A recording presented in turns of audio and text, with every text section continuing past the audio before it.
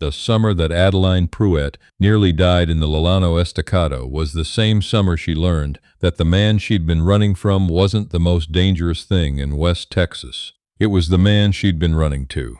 The Staked Plains of Texas in July of 1889 did not merely punish the unprepared. They erased them. The heat came down like a judgment from a god who had grown tired of mercy, hammering the red clay earth until it cracked open in long, pale fissures that looked disturbingly like the mouths of the dead. Adeline had been riding for 3 days straight, sleeping in the saddle for an hour at a time, eating nothing but hardtack, and the last strips of jerked venison she'd lifted from her stepfather's smokehouse the night she fled Abilene. She had taken 2 canteens, a horse, and the dress on her back. The dress had been a mistake. It was a traveling dress, the nicest thing she owned, heavy cream-colored cotton with a fitted bodice reinforced with boning, and a row of small ivory buttons running from her throat to her waist. She'd worn it because she hadn't been thinking clearly. She'd been thinking about getting out before Aldous Crane came home from the saloon. Aldous Crane was not her father.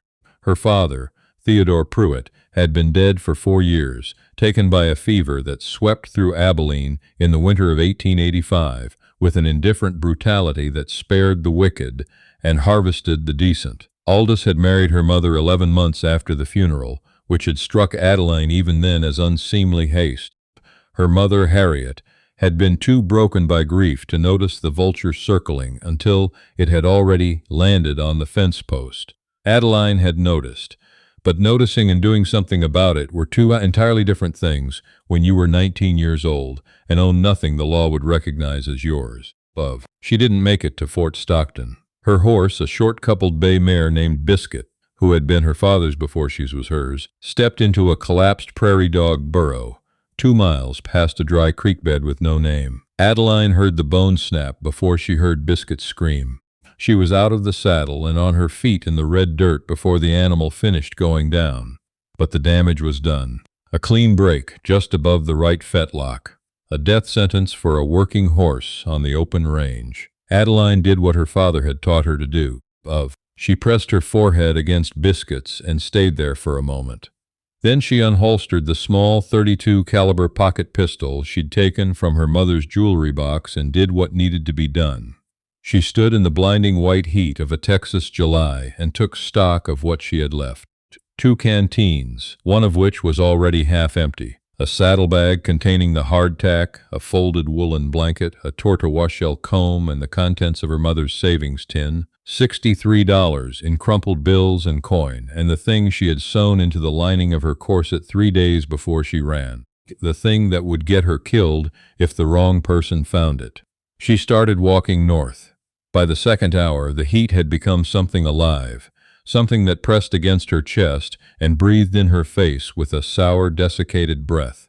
The fitted bodice of the dress was soaked through with sweat, the boning digging into her ribs with every labored step. She'd loosened the top 2 buttons and rolled her sleeves, but it wasn't enough. The sun was directly overhead, unobstructed by so much as a single cloud, and the Staked Plains offered nothing in the way of shade except for the occasional scrub cedar that provided about as much shelter as a man holding up a playing card. She was down to her last quarter canteen when she heard the hoofbeats.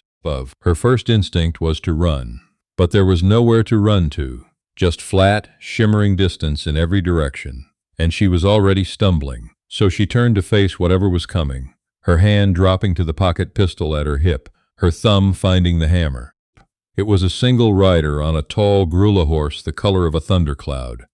The man was big, the kind of big that registers as a fact rather than an impression, wide through the chest and shoulders, wearing a canvas duster the color of the plain itself despite the heat. He had a dark beard trimmed close to a hard jaw, and the brim of his hat was pulled low against the sun. He pulled up about 30 feet away and looked at her with the flat, assessing eyes of a man accustomed to reading landscapes for threat. "You got a horse somewhere?" he said. His voice was the kind that had spent years talking to livestock in empty country rather than people. "Did," Adeline said. He looked past her at the dead mare in the dirt.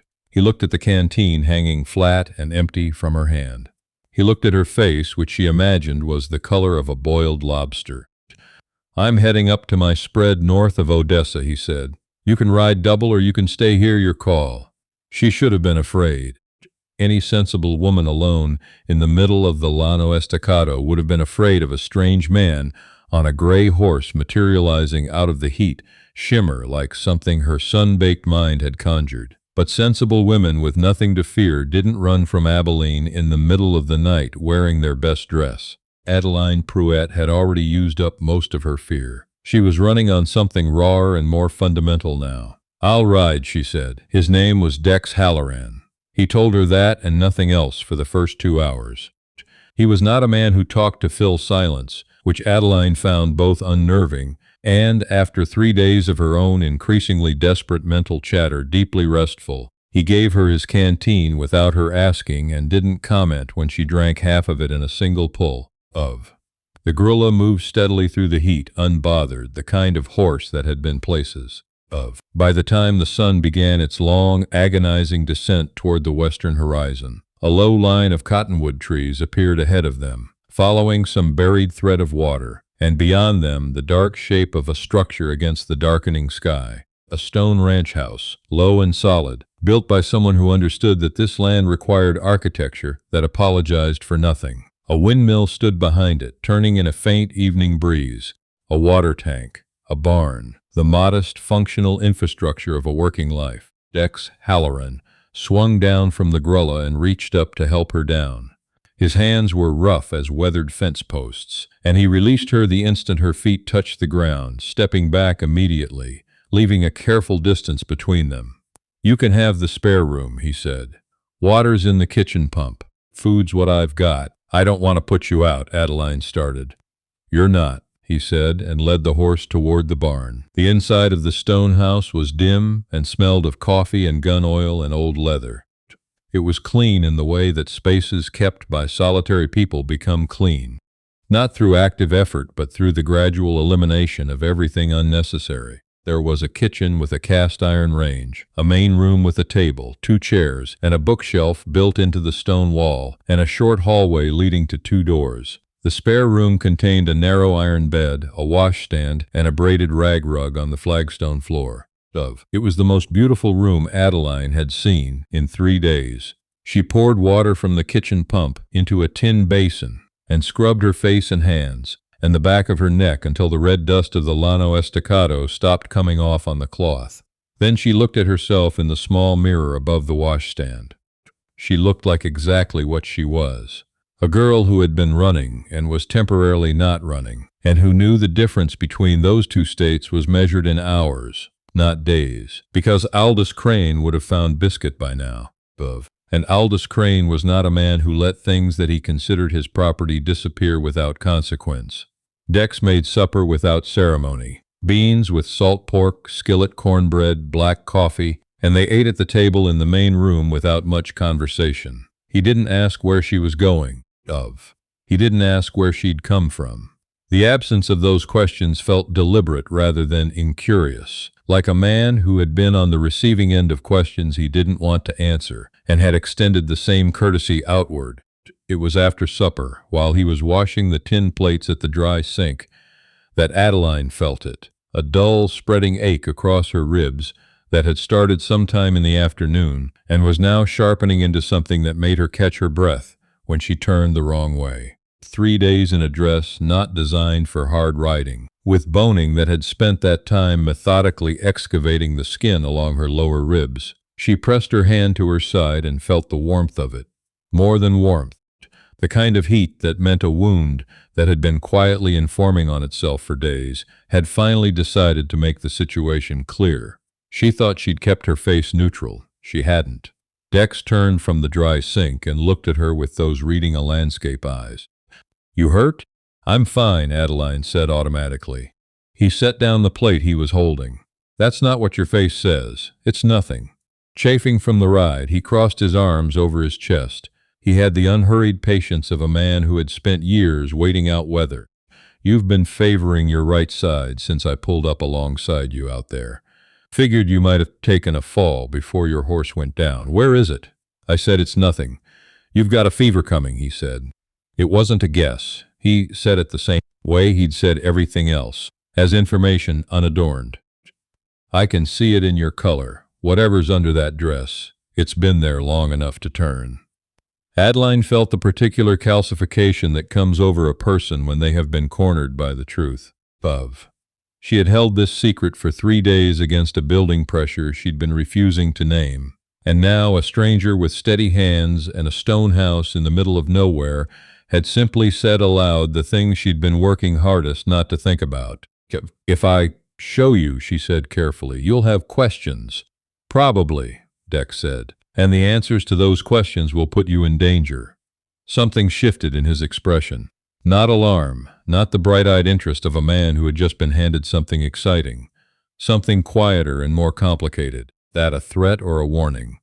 A warning, she said, the only honest one I can offer. He was quiet for a moment. Outside, the windmill turned and the night insects had started up, filling the dark with a pulsing rhythmic chorus. Then he said, I'll get the lamp.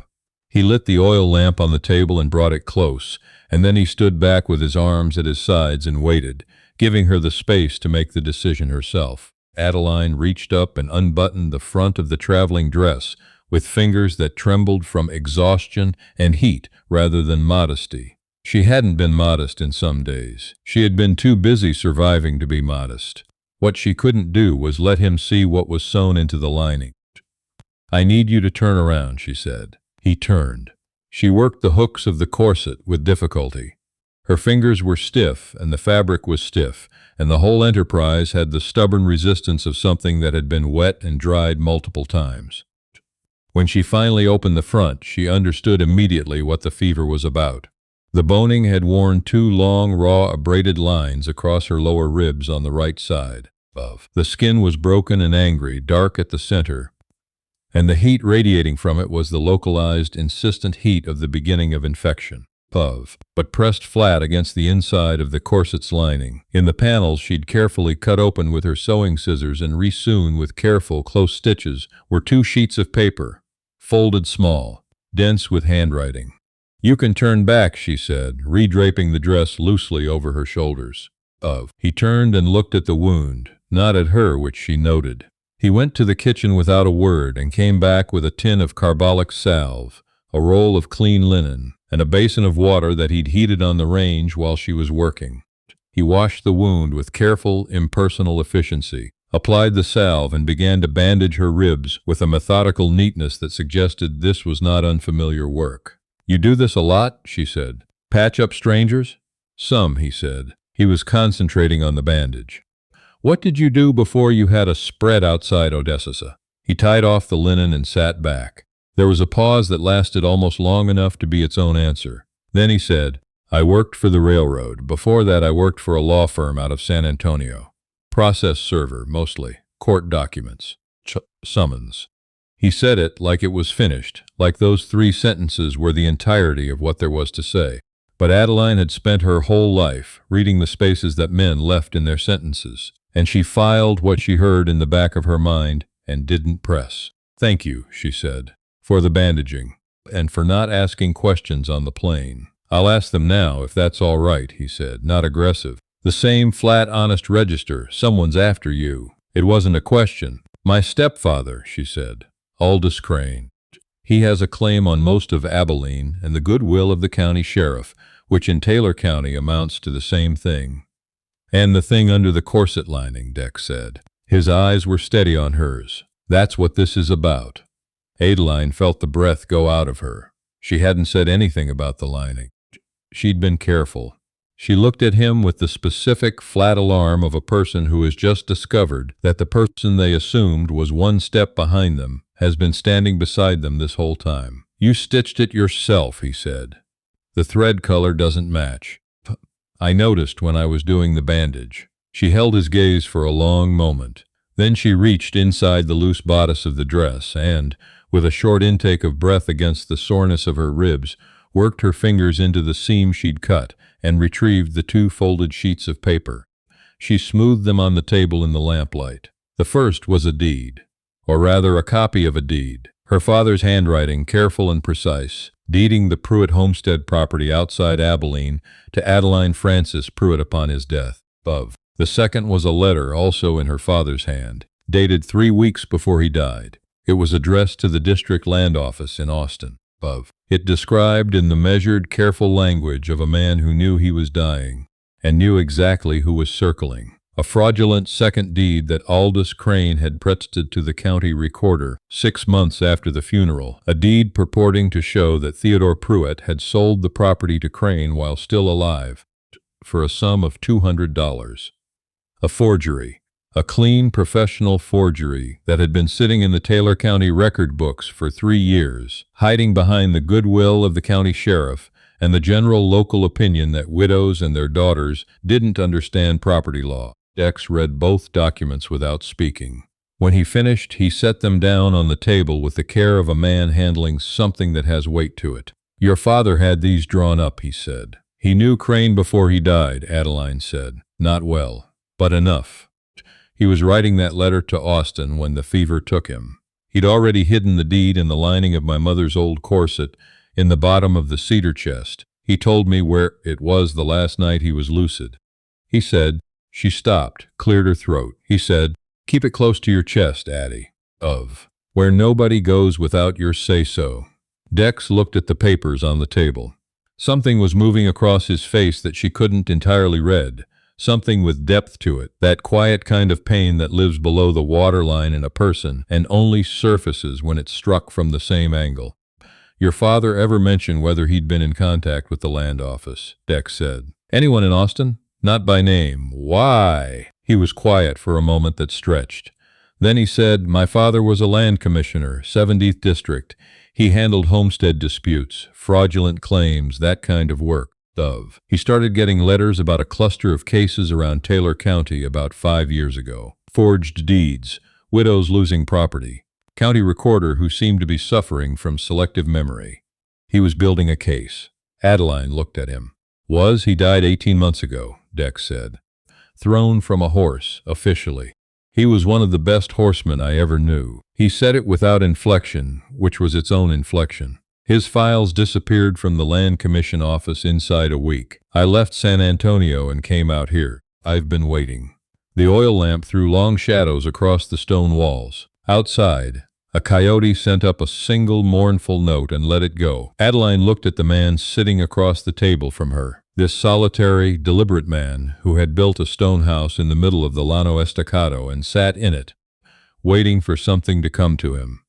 And she understood with a precision that felt almost physical that her father hadn't just told her to hide those papers. He had been trying to reach the Land Commission in Austin. He had been in contact with someone there. He had been in contact with Dex Halloran's father. "How many others?" she said. "How many other families?" "That I know of, 7. Probably more." He folded his hands on the table. They were still those hands with the stillness of a man who had learned to keep himself from moving when he wanted to move. "What you have in those papers, Adeline, the original deed and your father's signed statement about the forgery, that's the first physical corroboration I have. That's enough to reopen the Land Commission investigation. That's enough to go to the state attorney in Austin over the sheriff's head. Aldous Crane has men," she said. "He'll have sent someone after me by now." "I know," Dex said. "They'll track me here, to your door. I know that too." He looked up from the table. Those flat gray eyes, the color of the Grulla horse, the color of the Texas sky 30 seconds before a thunderstorm. "I built this house out of stone on purpose. For the first time in 3 days, or perhaps longer, perhaps in longer than she could easily calculate." Adeline Pruitt felt the specific, almost forgotten sensation of not being entirely alone with what she was carrying. They barricaded the house the next morning before sunup. Dex moved with the quiet efficiency of a man who had been thinking about this moment for longer than the last 12 hours. He shuttered the windows with the heavy wooden panels he'd built and hung, Adeline noticed, facing inward rather than outward, the way you'd build them if you'd thought about this before. He filled every available vessel with water from the tank. He pulled a strong box from beneath the flagstone floor of the main room. She hadn't noticed the seam, but she noticed it now, the edge worn smooth in a way that suggested frequent use, and laid out on the table a Winchester carbine, a heavy Colt revolver, a box of .44 cartridges, and a compact single-action pistol that was smaller than the Colt but looked no less serious. "Can you shoot?" he asked. "My father taught me," Adeline said, "not for sport." He handed her the single-action pistol. She checked the cylinder without being asked. He saw her do it and didn't comment, which she took as a form of respect. They came at mid-morning when the sun was already punishing and the flat country around the stone house offered not a single shadow to move through. 4 riders coming in from the south along the road from Abilene. Adeline saw them first, through the narrow gap she'd left between the shutter and the window frame, and her stomach recognized them before her eyes finished processing the detail. The man riding in front was not Aldous Crane. He was too young, too lean, riding with the particular boneless ease of someone who had spent years earning a living on horseback in the specific way that honest men generally didn't. That was Harlan Boggs. She knew him. He'd been to the house in Abilene twice that she'd seen, and each time Aldous had sent her out of the room before he talked to Boggs, which was itself a communication. 4 men, she said. The one in front works for Crane directly. The others I don't know. Dex had moved to the front window, looking through his own gap in the shutters. The 2 on the left ride together. See how they naturally move to cover each other? Hired guns. The 4th one's just muscle. What do? We wait, he said. And we don't open that door. What followed was the particular species of terror that is distinguished from action terror by the complete absence of anything to do. They sat in the shuttered dimness of the stone house while the 4 men outside did what men in that situation do. They rode a slow circle of the property. They called out, they tried the door, they reasoned, they threatened. Harlan Boggs's voice came through the stone walls, slightly muffled but comprehensible. "Miss Pruitt, we know you're in there. Mr. Crane just wants what's his. You give me the papers and we ride back to Abilene, no harm done. The man who's taken you in, he's got no part in this. We let him walk away." Dex glanced at her. She shook her head. "Dexter Halloran," Boggs called out, and the use of his name hit the room like a dropped iron. "We know who you are, and we know what your father was digging at. Those files he had are gone, Mr. Halloran. You've got nothing except a woman who stole from her legal guardian. This isn't your fight." The stone walls held the silence for a moment. Then Dex said, at a normal conversational volume, as though commenting on the weather, "He's going to try the barn." It happened less than a minute later.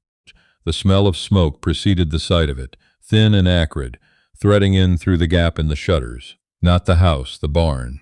A smaller structure, wood-framed, and the grulla was inside. Adeline saw what it did to him. Not panic. He wasn't a man who panicked, but something that went across his face like a shadow passing over open ground. That horse had been his, and probably for a long time. She made the decision in the interval between one heartbeat and the next. She stood up from behind the table. "What are you doing?" Dex said. "Opening the door," she said. "Adeline, they want me," she said. "And they want the papers." "They're not going to get the papers." She looked at him directly. "Trust me." He looked at her for 2 seconds with those thunderstorm eyes. Then he moved to the side of the door and pressed his back to the stone wall, the Winchester held across his chest. Adeline opened the door and stepped out into the blinding white heat of a July morning in West Texas. Harlan Boggs turned his horse. The other 3 fanned out behind him with the automatic arrangement of men who'd done this before. In the barn behind the house, the smoke was thickening, but she could hear the grulla moving inside, which meant the fire was still small. "Miss Pruitt," Boggs said. He looked at her with the particular expression of a man who has made a decision about what a woman is worth and doesn't expect to be surprised. "You've come to your senses. I want to make a trade," she said. Her voice came out level. She was surprised by this. "I'll give you what you want, but first you put out that fire." Boggs considered this. He gestured to one of the men who dropped from his horse and jogged toward the barn with a water bucket from the trough. Boggs looked back at her. "The papers, they're inside," she said. "I have to get them." She turned and walked back through the open door. Dex looked at her with a question he didn't ask aloud. She went to the table and picked up the 2 sheets of paper. She held them up so he could see them. Then she folded them and handed them to him. "Inside pocket," she said. "Now." His expression shifted. She saw the moment it resolved. He tucked the papers inside his duster without a word. Adeline walked back to the stone doorstep with her hands visible. "The papers are gone," she said to Harlan Boggs. "I burned them." A long silence. Boggs studied her face. "You burned 63 years of your family's land claim," he said. "They were already lost," she said. "The minute Aldous filed that forged deed, my father's property was gone. I know that. I've known that for a long time." She looked at him steadily. But Aldous Crane doesn't know that I know he had your father killed, Boggs." The color drained out of Harlan Boggs's face so completely and so rapidly that she watched it happen like water leaving a glass. "He told me," Adeline said. It was a lie built from a guess, but she had grown up in the same house as Aldous Crane for 3 years, and she knew the architecture of what he was willing to say to a woman he'd already decided didn't count. She knew the shape of his pride. He was drunk, and he told me about the man from the railroad who'd been asking questions. He told me how that problem got solved. "Your father ran the Odessa freight office, didn't he?" "There was an accident." Boggs had gone very still on his horse. "He'll do the same to you," Adeline said. "When you go back and tell him the papers are gone, he'll wonder what else is gone, what else you might know, what you might do with it." The 2 hired guns were watching Boggs. The dynamic among the 4 men had shifted in the last 30 seconds, in a way that everyone present could feel, but that she had been the one to move. The 4th man, the muscle, had already quietly put 6 feet of distance between himself and Boggs. Boggs sat on his horse in the white sun for what felt like a long time. Then he looked at the hired guns. "Ride on," he said. His voice had changed. They went. He looked back at Adeline. "The papers exist somewhere," he said. It wasn't a question. He was giving her something. "They exist somewhere," she agreed. He turned his horse and rode south without another word. The muscle had already disappeared. In the barn, the fire had been put out. The gorilla was stamping irritably but unharmed. Dex Halloran came out of the stone house and stood beside Adeline in the doorway, and they watched the dust of 4 departing riders settle back into the flat, incandescent expanse of the Llano Estacado. "Boggs's father," he said. "A guess," she said. "A good one, I think." Aldous always hired men with something to lose. He was quiet for a moment. "That was the bravest thing I've seen." "It was the stupidest thing I've seen," she said. "I happen to also be the person who did it, so I'm allowed to say that." A sound came out of him that it took her a moment to identify because it arrived without preamble or apology. He laughed, a short, genuine, rusty laugh, like a hinge that hadn't moved in a while. 3 days later, Dex Halloran rode to the telegraph office in Odessa and sent 2 wires, one to the state attorney general's office in Austin, one to the Texas Rangers district office in San Angelo.